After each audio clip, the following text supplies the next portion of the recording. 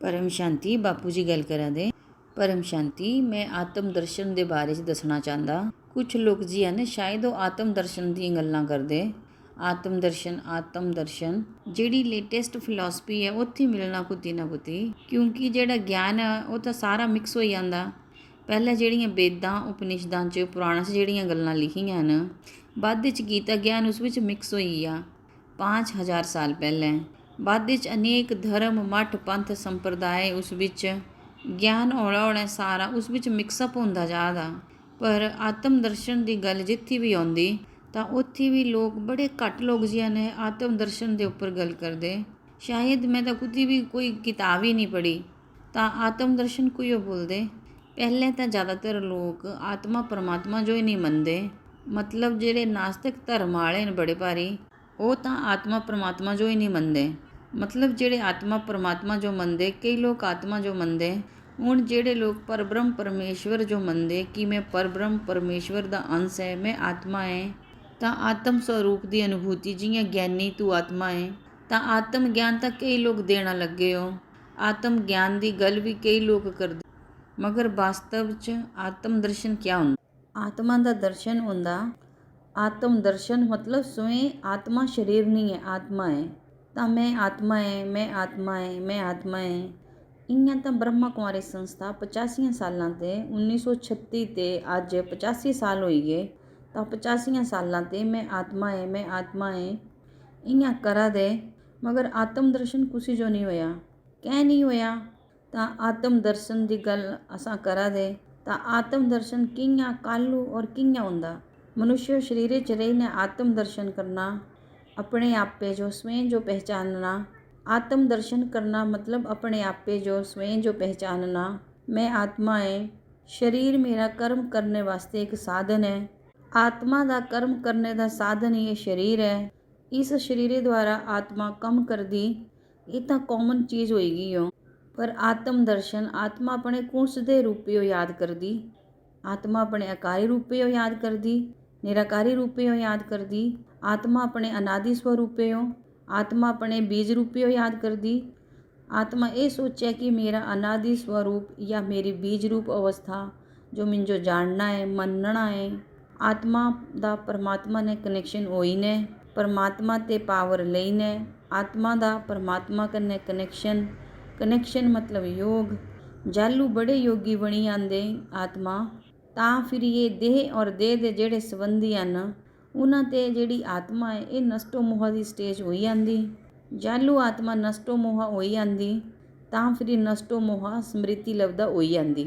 जालू आत्मा नष्टो मोहा स्मृति लभदा बनी आंदी तां स्मृति स्वरूप च उसका लक्ष्य हुंदा कि मिंजो मेरी आत्मा दा आत्म दर्शन करना है, मिंजो आत्म दर्शन चाहिदा, मिंजो अपने आपे जानना है, मिंजो मेरी आत्मा दा अनादि रूप चाहिदा। अनादि मतलब निराकारी रूप। तां फिर ये मनुष्य अवतार च रहीने भी साकारी रूप होंदे भी उस जो बड़ा पुरुषार्थ करना पौंदा, तां फिर ये आत्म दर्शन हुंदा। मैं हुण ही दस्सिया कि 1936 ते ब्रह्मा कुमारी संस्था इयां बोला दे केवल मैं आत्मा हूँ, मैं आत्मा हूँ उदा ज्ञान दिता। फिर ही निराकार शिव बाबा ने कनैक्शन जोड़ी ने, आत्मा परमात्मा ने कनैक्शन जोड़ी ने, पावर लेना लगे। मगर अजे तक वो आत्मा आत्म दर्शन नहीं करी पाइयां।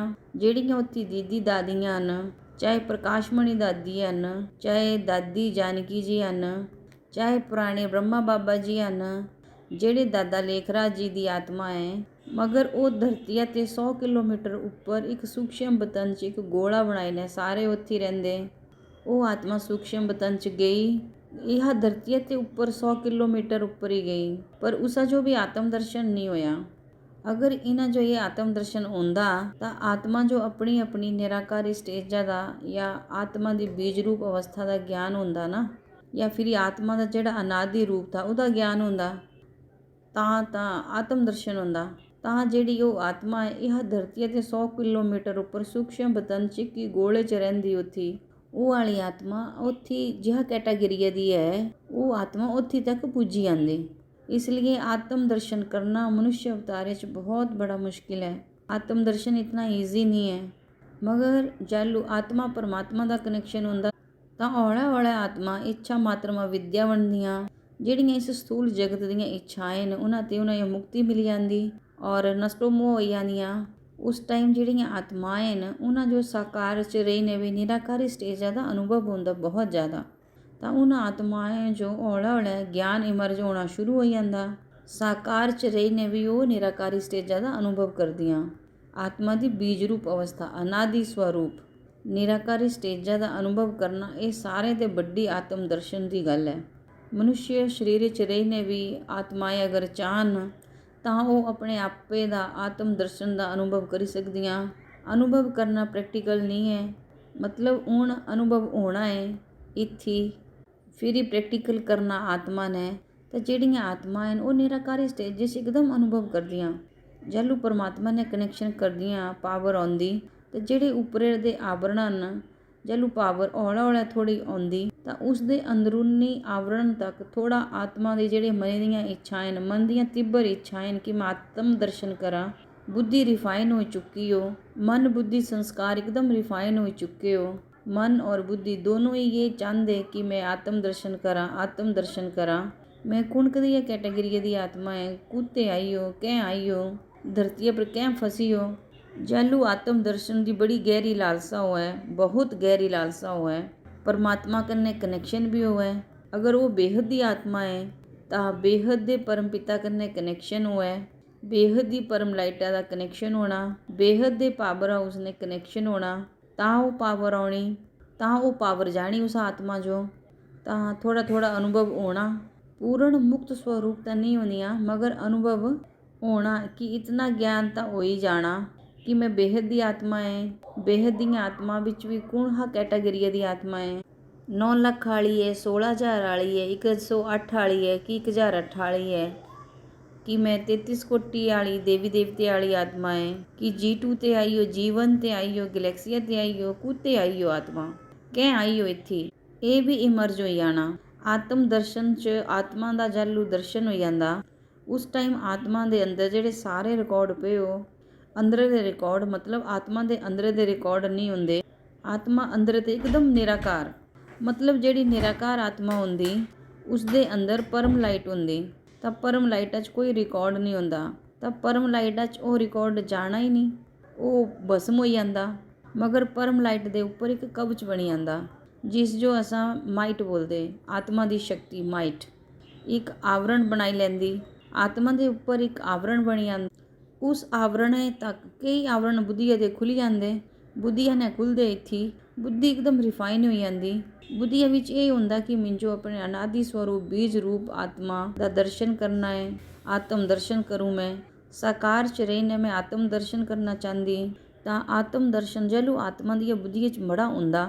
नष्टो मोहा इच्छा मात्रम अविद्या हुंदी आत्मा दी स्टेज। और जोड़ा योग वो भी कम तो कम 8 घंटे डेली रोज़ लगता। और बाकी जोड़ा कर्मयोगी जीवन होंदा उन्हां दा।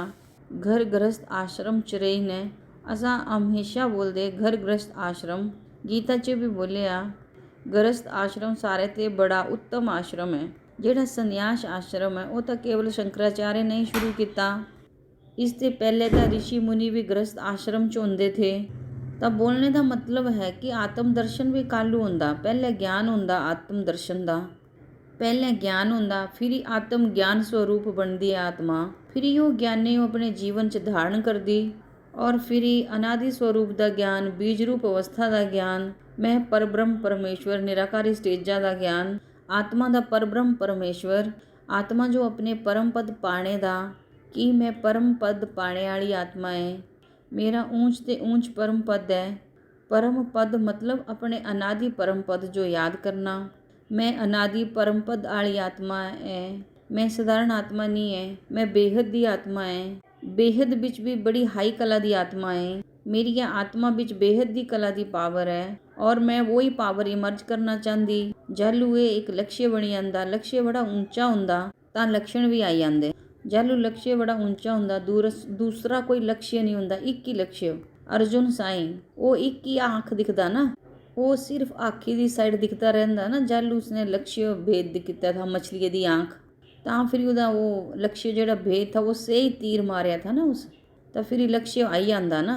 लक्ष्य के कन्ने कन्ने लक्षण भी आई जाते। ज्ञान स्वरूप बनी जाती आत्माएं। फिर अनादि स्वरूप च ਜਿਹੜੀਆਂ ਆਤਮਾएं ਹੁੰਦੀਆਂ ਉਹ ਦਰਸ਼ਨ ਕਰ ਲੈਂਦੀਆਂ। ਆਤਮਾ ਜਦ ਆਤਮ ਦਰਸ਼ਨ ਕਰਦੀਆਂ ਤਾਂ ਫਿਰ ਹੌਲਾ ਹੌਲਾ ਜਿਹੜੀ ਆਤਮਾ ਹੈ ਉਸ ਆਤਮਾ ਆਤਮ ਦਰਸ਼ਨ ਇੱਥੇ ਸਾਕਾਰ ਚ ਵੀ ਨਿਰਾਕਾਰ ਸਟੇਜ ਬਣਾਈ ਲਈ ਔਰ ਜਿਹੜਾ ਗਿਆਨ ਸਰੂਪ ਹੈ ਉਹਦਾ ਅਨੁਭਵ ਕਰੀ ਲਿਆ। ਗਿਆਨੀ ਤੂੰ ਆਤਮਾ ਬਣੀ ਹੈ ਫਿਰ ਨਸ਼ਟ ਮੂਹਾਂ ਬਣੀ ਆਉਂਦੀਆਂ ਤਾਂ ਫਿਰ ਉਹ ਹੌਲਾ ਹੌਲਾ ਪਰਮ ਲਾਈਟਾਂ ਨੇ ਭਰੀ ਆਉਂਦੀਆਂ। ਅੰਤ 'ਚ ਜਿਹੜੀਆਂ ਆਤਮਾ ਚਾਹੁੰਦੀਆਂ ਫਿਰ ਆਤਮ ਸਰੂਪ ਦਾ ਅਨੁਭਵ ਕਰਦੀਆਂ। ਜਿਹੜੀਆਂ ਗਿਆਨ ਸਰੂਪ ਬਣੀ ਗਈਆਂ ਗਿਆਨੀ ਆਤਮਾएं ਹਨ, ਪਹਿਲੇ ਆਉਂਦਾ ਗਿਆਨ, ਫਿਰ ਉਹ ਗਿਆਨੀ ਉਹ ਜੀਵਨ 'ਚ ਧਾਰਨ ਕਰਦੀਆਂ ਤਾਂ ਗਿਆਨ ਸਰੂਪ ਬਣੀਆਂ ਦੀਆਂ ਆਤਮਾएं। ਔਰ ਜਾਲੂ ਆਤਮਾ ਗਿਆਨ ਸਰੂਪ ਬਣੀਆਂ ਦੀਆਂ ਤਾਂ ਉਹਨਾਂ ਦੀ ਇੱਕ ਟਾਈਮ ਦੇ ਆਉਂਦਾ ਕਿ ਕਰਮ ਬੰਧਨੇ ਤੇ ਮੁਕਤੀ ਮਿਲ ਜਾਂਦੀ। ਜਿਹੜੇ ਵੀ ਕਰਮ ਕਾਰਨ ਸਰੀਰ 'ਚ ਰਿਕਾਰਡਿਡ ਹਨ, ਮਹਾਕਾਰਨ ਸਰੀਰ 'ਚ ਰਿਕਾਰਡਿਡ ਹਨ, ਪਰਮ ਮਹਾਕਾਰਨ ਸਰੀਰ 'ਚ ਰਿਕਾਰਡਿਡ ਹਨ, ਉਹ ਸਾਰੇ ਕਰਮ ਬੰਧਨ ਜਿਹੜੇ ਵੀ ਹਨ ਉਹ ਸਾਰੇ ਹੌਲਾ ਹੌਲਾ ਪਰਮ ਲਾਈਟ ਆਉਣੇ ਤੇ ਕਰਮ ਬੰਧਨ ਤੇ ਮੁਕਤ ਹੋ ਜਾਂਦੀਆਂ ਆਤਮਾएं। ਫਿਰ ਉਹ ਇੱਕਦਮ ਅਨਾਦਿ ਰੂਪ 'ਚ ਆਤਮਾएं ਨੇ ਜਿਹੜਾ ਸੋਚਿਆ ਥਾ ਉਹ ਹੀ ਪਾਈ ਲੈਂਦੀਆਂ। ਬਾਰ ਬਾਰ ਸੋਚਣੇ ਤੇ ਅਨਾਦਿ ਸਰੂਪ 'ਚ ਆਤਮਾएं ਪੂਜੀ ਆਉਂਦੀਆਂ। ਇਸ ਜੋ ਹੀ ਆਤਮ ਦਰਸ਼ਨ ਬੋਲਦੇ। ਪਰਮ ਸ਼ਾਂਤੀ बेहद की परम शांति सोचो बोलो परम शांति। Join us daily for live meditation, 10 p.m. to 11 p.m. on YouTube Live. Subscribe now. Website www.paramshanti.org. Email us anand@paramshanti.org. Like, share, subscribe. Join today. बेहद की परम शांति सो